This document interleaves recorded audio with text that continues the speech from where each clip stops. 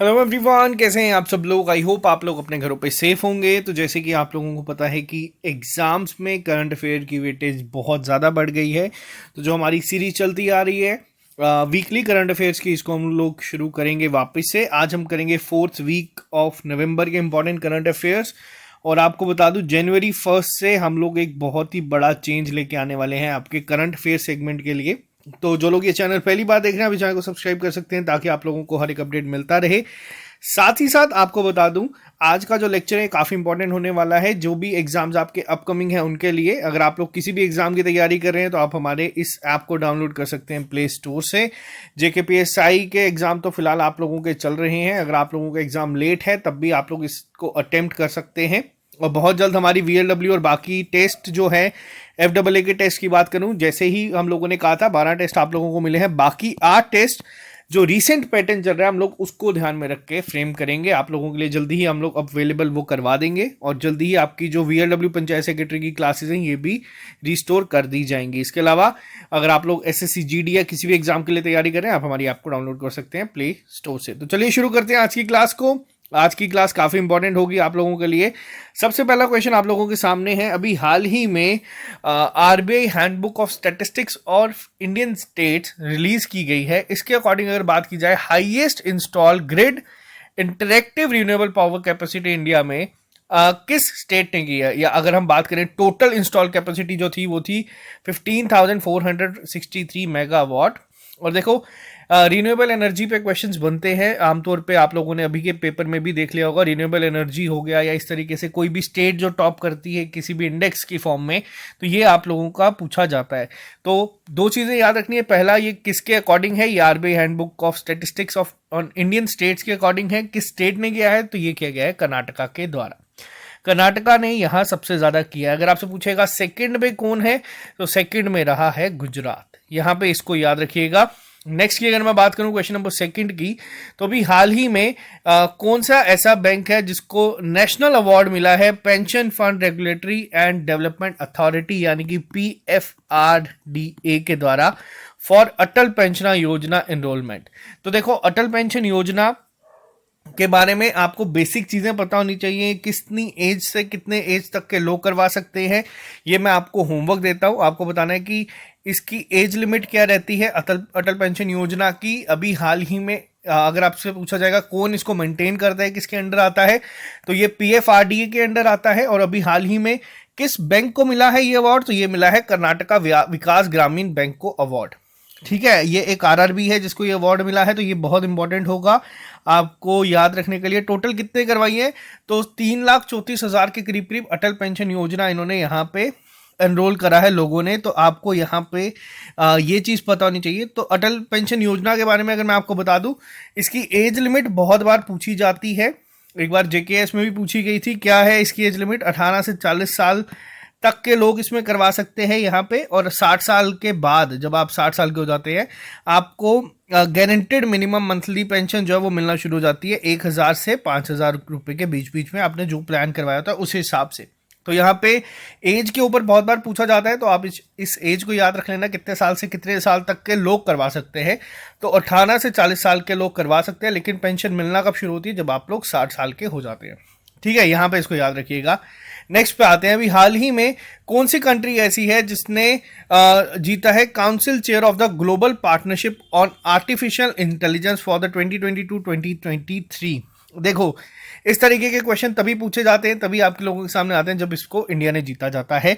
तो इंडिया ने यहाँ पे टेक ओवर करी है chair of global partnership on artificial intelligence. किससे, फ्रांस से। तो यहाँ पे आप लोग इस चीज़ को याद रखिएगा। पहले फ्रांस के पास थी, लेकिन इस बार किसके पास है, वो है इंडिया के पास। तो ये काफ़ी इंपॉर्टेंट होगा आप लोगों के लिए, खासतौर पे जब इस तरीके के आर्टिफिशियल इंटेलिजेंस की बात होती है। तो ये आप लोग याद रखिएगा। जीपीआई की अगर बात होगी तो उस पर कौन है टॉप, किसके पास है, तो वो है इंडिया के पास। ठीक है, नेक्स्ट की बात करते हैं हम यहाँ पे। अभी हाल ही में विक्रम साराभाई स्पेस सेंटर से क्या किया गया है, इसरो के द्वारा integrated main parachute air drop test जो है अभी हाल ही में किया गया है। ये किस प्रोग्राम के लिए सब टेस्ट जो है वो चलते जा रहे हैं? देखो ये बहुत इंपॉर्टेंट मिशन है इंडिया का। नाम क्या है इसका? नाम है गगनयान। बहुत इंपॉर्टेंट है, आप लोगों के सामने है। ये जो इवेंट हो रहा है इस पे क्वेश्चंस अभी तो बेशक पेपर में आप लोगों ने कम देखे होंगे, लेकिन ये आप लोगों से बहुत बार पूछा जाएगा अपकमिंग एग्जाम में। क्यों? क्योंकि ये पहला प्रोजेक्ट है। कौन सा? जिसके द्वारा कोशिश की जाएगी डिमॉन्स्ट्रेट करने की ह्यूमन स्पेस फ्लाइट कैपेबिलिटी को। इसरो के द्वारा ये किया जा रहा है। तो यहाँ पे जितने भी ये टेस्ट होते हैं ये ज़्यादा इंपॉर्टेंट नहीं है, ये हर 1 महीने बाद 2 महीने बाद आपको देखने को मिल जाते हैं। बट ये मिशन, ये जो पूरा प्रोग्राम है गगनयान प्रोजेक्ट, ये बहुत इंपॉर्टेंट है और ये पेपर में पूछा भी गया है कि कौन करवा रहा है। तो याद रखना इसरो के द्वारा इसको कंडक्ट करवाया जा रहा है। आपका होमवर्क लिख लीजिएगा। होमवर्क क्या है आपको कमेंट बॉक्स में लिख के बताना है कि इसरो के चेयरमैन कौन है आज की डेट में। ठीक है, कमेंट बॉक्स में लिख के बताइएगा।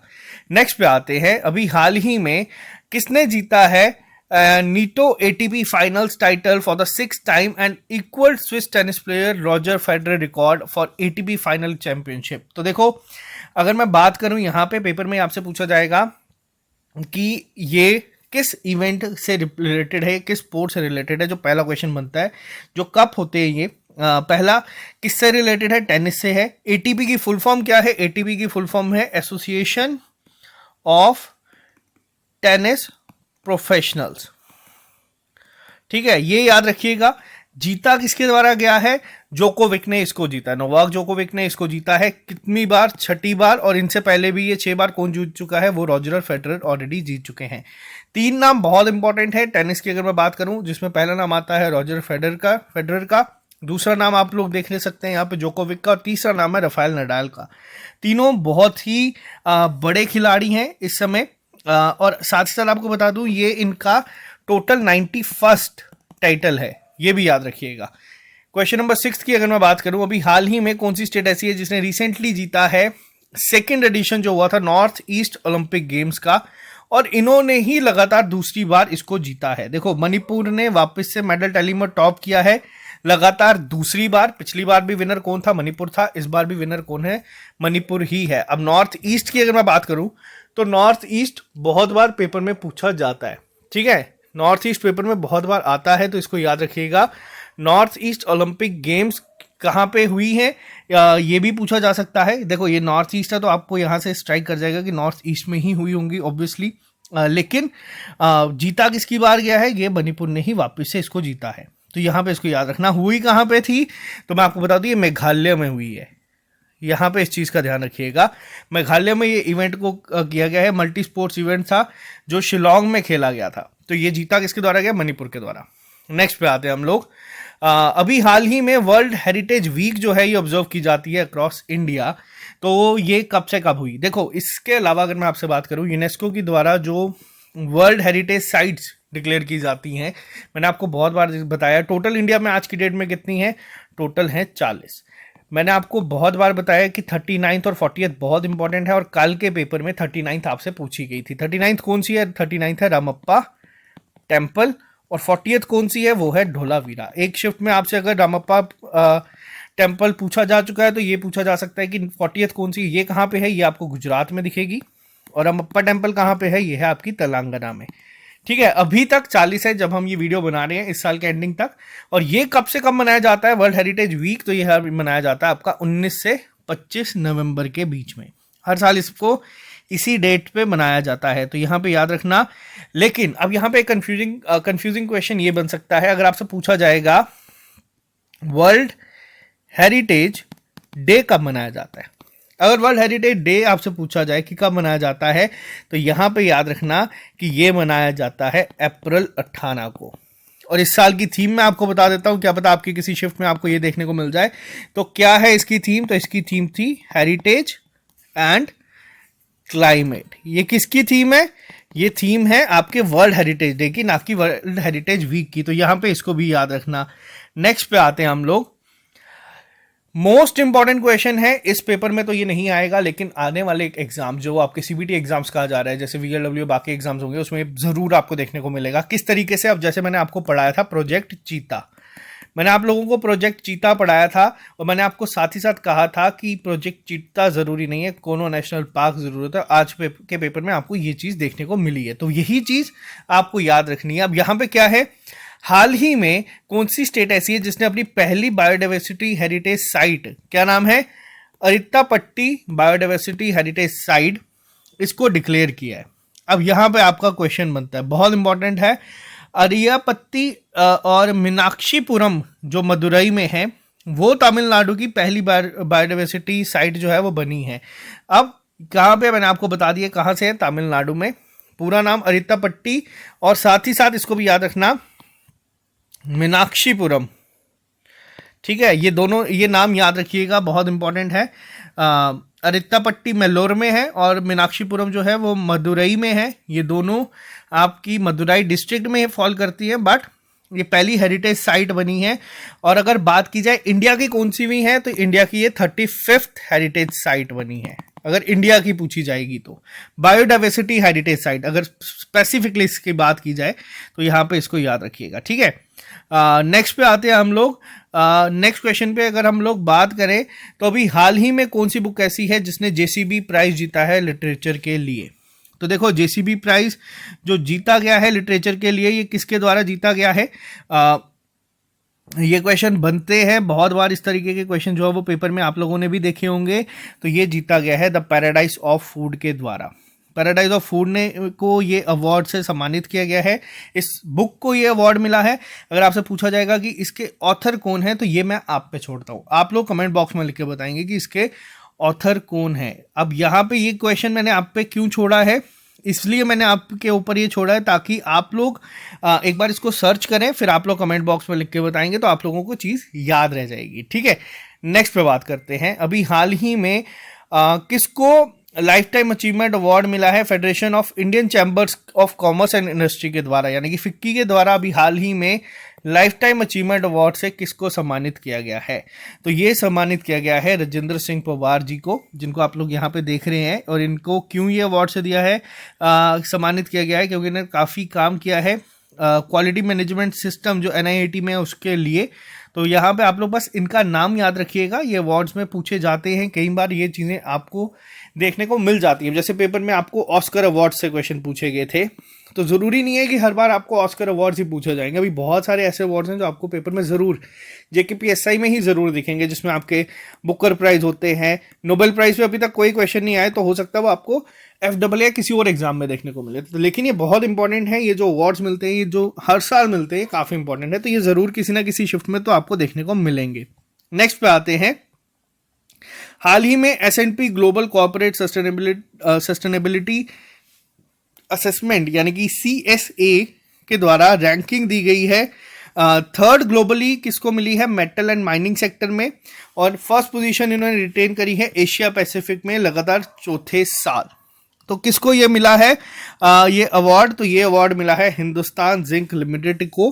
अगर ग्लोबली बात की जाए तो ग्लोबली ये थर्ड है। अगर इंडिया की बात की जाए, ऑब्वियसली अगर कोई एशिया पैसिफिक में टॉप कर रहा है और लगातार 4th कंसेक्यूटिव ईयर कर रहा है, तो इंडिया में भी टॉप इन्होंने ही किया है। तो इनका नाम याद रखिएगा। इस तरीके के क्वेश्चंस आते हैं पेपर में, तो बच्चे कहते हैं कि बहुत out of the box paper आए, बट ये चीज़ें पता होनी चाहिए, ठीक है। नेक्स्ट पे अगर हम बात करते हैं, which word has been selected as Cambridge dictionary award of the year. Cambridge dictionary ने रिवील करा है कौन सा वर्ड, होमर, जो इनका वर्ड है इस साल का।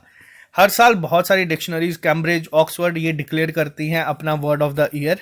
इसी के साथ साथ कई बार आपने देखा होता है कि आप लोगों ने देखा होता है कि गूगल के द्वारा भी क्या होता है, वर्ड जो है वो डिक्लेयर किए जाते हैं, मोस्ट सर्च वर्ड्स हर साल जो आते हैं। ये आपके जो जनवरी फरवरी में एग्जाम्स होते हैं ना, उनमें आपको कई बार दिसंबर का करंट अफेयर देखने को मिलता है। तो यहाँ पे आप लोग इस चीज़ को ध्यान रखिएगा। कैम्ब्रिज डिक्शनरी की अगर मैं बात करूँ तो इनके द्वारा इनफॉर्मल अमेरिकन इंग्लिश वर्ड जो है होमर, इसको डिक्लेयर किया गया है, ठीक है।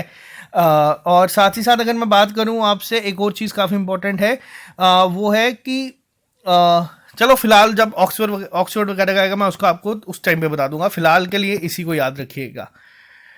नेक्स्ट पे आते हैं। इन नवंबर 2022 इसरो ने कंडक्ट करा है it's dash consecutively successful launch of the Rohini RH-200 sounding rocket from Thiruvananthapuram Kerala. इसको बहुत इंपॉर्टेंट मार्क कर लीजिएगा, डिफेंस टेक्नोलॉजी या फिर साइंस टेक्नोलॉजी में ये आपका आता है। और RH-200 क्या है? RH-200 है साउंडिंग रॉकेट। पेपर में डायरेक्ट आएगा कि RH-200 किसने बनाया है, तो ये इसरो के द्वारा बनाया गया है। और 200 सक्सेसफुली लॉन्च था इसका रोहिणी, या फिर जिसको हम लोग RH-200 भी कहते हैं। तो आपको बस इतना याद रखना है, ये solid motor powered expendable rocket capable होता है, जो 70 किलोमीटर की हाइट तक जा सकता है विद कैरिंग पे लोड्स। बट आपको इतना याद रखना है ताकि जो अपर एटमॉस्फेयर है उसको एक्सप्लोर कर सके। तो RH-200 यानी कि रोहिणी किसके द्वारा डेवलप किया गया है या सक्सेसफुली लॉन्च किया गया है? तो ये किया गया है इसरो के द्वारा, और आंसर इसका हो जाएगा 200। ठीक है, नेक्स्ट पे आते हैं। तभी इसका नाम RH-200 है। अब नेक्स्ट पे आते हैं अर्जुन अवार्डी की। अगर हम बात करें, गुलाम अब्बास मुंतासिर, इनका हाल ही में निधन हो चुका है। ये किस स्पोर्ट से रिलेटेड थे? देखो, ये कैप्टन रह चुके हैं किसके? इंडियन मेन बास्केटबॉल टीम के। बहुत इंपॉर्टेंट है, पेपर में पूछा जाएगा इस तरीके से कि गुलाम अब्बास मुंतासिर किस स्पोर्ट से रिलेटेड है। अर्जुन अवार्डी थे। अर्जुन अवार्ड स्पोर्ट्स में मिलता है, आप लोगों को पता है। वैसे ही जैसे अर्जुन अवार्ड स्पोर्ट्स पर्सन को मिलता है, तो कोचेस को क्या मिलता है? कोचेस को मिलता है आपका द्रोणाचार्य अवार्ड। अभी हाल ही में पेपर में वापस से अर्जुन अवार्ड पे क्वेश्चन पूछा गया था कि किसको इनमें से अर्जुन अवार्ड मिला है डे 1 फर्स्ट शिफ्ट में। तो ये चीज़ याद रखिएगा, इस तरीके के ही क्वेश्चंस आपको देखने को मिलते हैं। नेक्स्ट पे आते हैं क्वेश्चन नंबर 15 की। अगर मैं यहाँ पे बात करूँ आपसे, एक सेकेंड रुकिएगा, थोड़ा सा यहाँ पे सिस्टम जो है वो हैंग हुआ है, एक सेकेंड वेट करिएगा जी।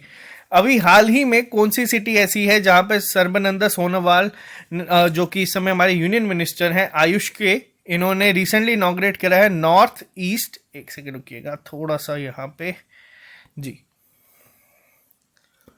कौन सी सिटी ऐसी है जहां पे सर्बानंद सोनोवाल जो यूनियन मिनिस्टर हैं आयुष के, इन्होंने रिसेंटली इनॉग्रेट करा है north east first regional research institute of यूनानी मेडिसिन।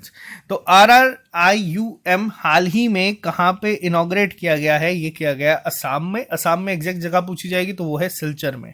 सिलचर में यहाँ पे किया गया है। नॉर्थ ईस्ट जो है मेडिसिन इन नॉर्थ ईस्ट के तहत, ये जो यूनानी मेडिसिन को लेके उस पर यहाँ पे इन्होंने पहला रीजनल रिसर्च इंस्टीट्यूट लॉन्च किया है। कहाँ पे? सिलचर, असम में। क्वेश्चन नंबर 16 की अगर मैं बात करूं, ये मैंने आप लोगों को बार बार सिखाया है, कल भी मैंने आपको ये चीज समझाई थी। गरुड़ शक्ति जो अभी हाल ही में हुआ है, 8th एडिशन है।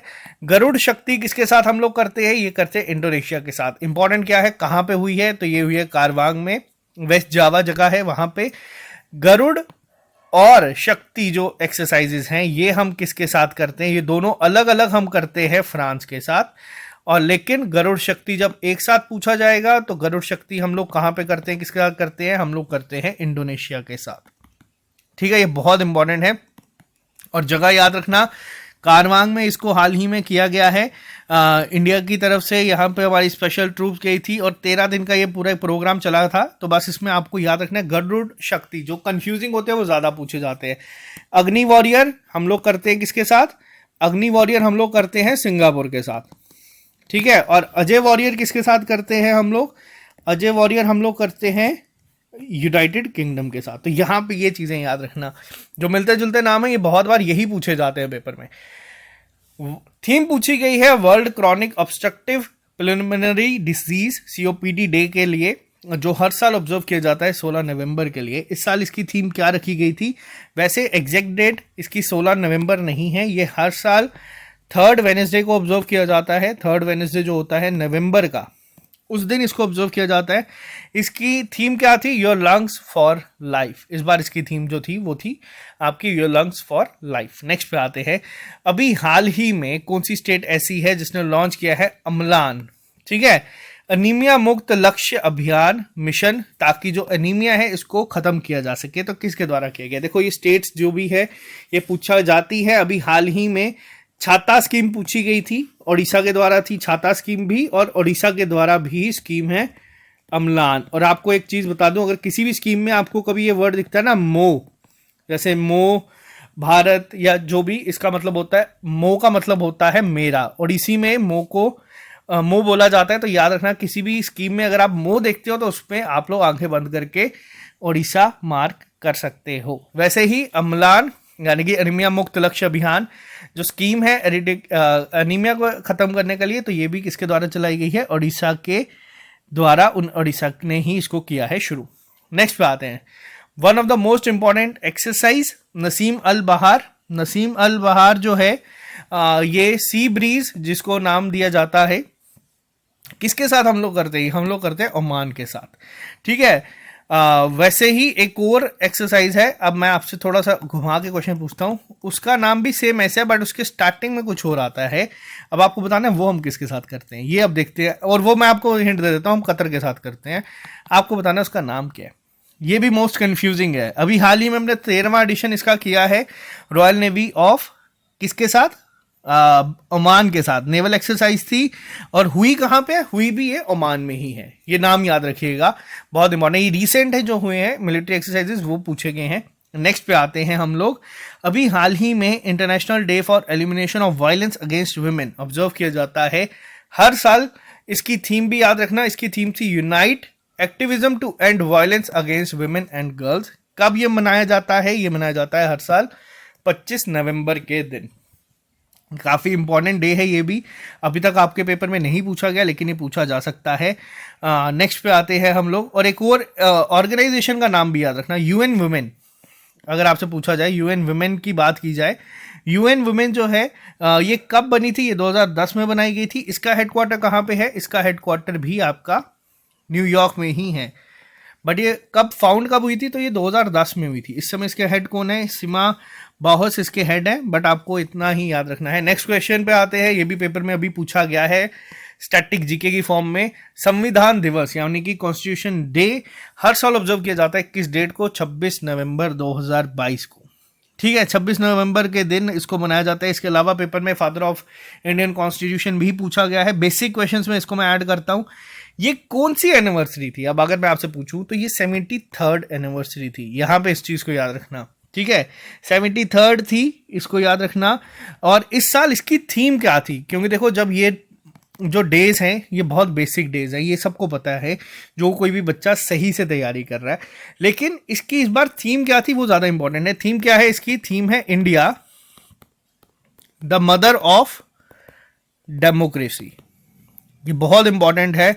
अभी पेपर में इस लेवल का क्वेश्चन नहीं पूछा गया। पेपर में सिंपल पूछा गया था कि कॉन्स्टिट्यूशन डे कब होता है। हो सकता है आने वाली शिफ्ट्स में या आने वाली जो एग्जाम्स है उसमें आपको इस तरीके से क्वेश्चन फ्रेम कर दिए जाए, तो इसका ध्यान रखिएगा। अब से करंट अफेयर में सारे आपको इसी तरीके से करवाने की कोशिश करूंगा। नेक्स्ट पे आते हैं, अभी हाल ही में हम लोगों ने एक और मिलिट्री एक्सरसाइज करी थी। देखो इस महीनों में बहुत सारी मिलिट्री एक्सरसाइज होती है, इस पर्टिकुलर इस हफ्ते में बहुत सारी हुई है। इसका नाम याद रखना क्या था? इसका नाम था हरिमाऊ शक्ति। अब जैसे गरुड़ शक्ति था वैसे ही एक और है, इसका नाम क्या है? हरिमाऊ शक्ति। ये मिलिट्री एक्सरसाइज किस किस के बीच में होती है? ये जो मिलिट्री एक्सरसाइज हम करते हैं ये करते हैं हम लोग मलेशिया के साथ मिलकर। बहुत इंपॉर्टेंट है हरिमाऊ शक्ति, इसको याद रखिएगा। ये आपको पेपर में पूछी जा सकती है, ठीक है। ये बहुत इंपॉर्टेंट है। नेक्स्ट पे आते हैं, अभी हाल ही में म्युनिसिपल कॉर्पोरेशन कौन सी है? किस सिटी की म्युनिसिपल कॉर्पोरेशन है जिसने अनाउंस कराया plan to issue India's first municipal bond for a solar power plant? अब ये बहुत ज्यादा इंपॉर्टेंट है। क्यों? क्योंकि रिन्यूएबल एनर्जी आप लोग देखते हैं कि बहुत ज्यादा न्यूज में रहती है। वैसे ही सोलर पावर प्लांट के लिए पहली ऐसी म्युनिसिपल कॉर्पोरेशन बनेगी जो कि ग्रीन बॉन्ड जो है वो इशू करेगी। तो ये इसको आप लोग मार्क कर लीजिए, मोस्ट इंपॉर्टेंट। ये किसी ना किसी पेपर में जरूर पूछा जाएगा। तो कौन सी है? ये है हमारी इंडिया की सबसे साफ सिटी यानी कि इंदौर। इंदौर ने लगातार 6 बार स्वच्छ सर्वेक्षण जो आती है रिपोर्ट उसमें टॉप किया है सबसे साफ सिटी में। और यही म्युनिसिपल कॉर्पोरेशन ऐसी है जिन्होंने कहा है कि ये अब इशू करेंगे ग्रीन बॉन्ड यानी कि फर्स्ट म्युनिसिपल ग्रीन बॉन्ड।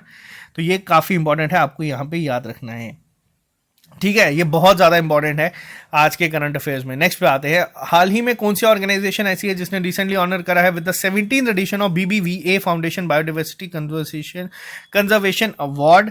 तो हाल ही में किसको मिला है? ये मिला है इंटरनेशनल स्नो लेपर्ड ट्रस्ट को।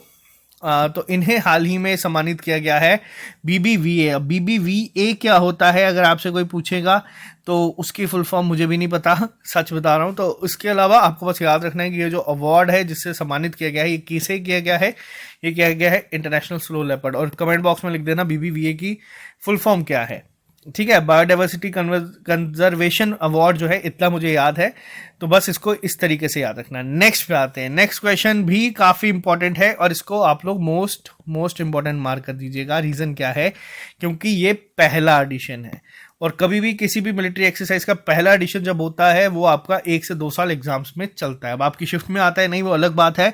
इंडिया, और ये काफ़ी इजी है याद रखना, ऑस्ट्रा हिंद नाम आप लोग यहाँ से गेस कर सकते हैं। इंडिया और ऑस्ट्रेलिया के बीच में ये पहली बार मिलिट्री एक्सरसाइज ऐसी है जो की जाती है।